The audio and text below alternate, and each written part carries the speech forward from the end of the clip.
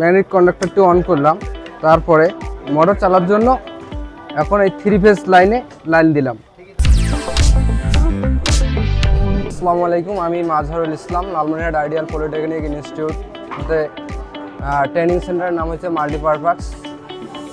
আজকে যে কাজটি শিখাইছে সেটা হচ্ছে ওভারলোড রিলে দিয়ে কিভাবে 3 ফেজ মোটর কন্টিনিউ করব, যাতে কোনো ধরনের শর্ট সার্কিট হলে মোটরকে নিরাপত্তা দেয় এবং ওভারলোড যদি আসে তাহলে মোটরকে নিরাপত্তা দেয়। এর জন্য ম্যাগনেটিক কন্ডাক্টর একটি লাগবে, আর পুশ বাটন দুটি লাগবে, আর ওভারলোড রিলে একটি লাগবে। সংযোগটা হচ্ছে এই যে পুশ বাটন সুইচ। প্রথমে আমি সার্কিট থেকে এই ম্যাগনেটিক কন্ডাক্টরটি অন করলাম, তারপরে মোটর চালার জন্য এখন এই 3 ফেজ লাইন দিলাম।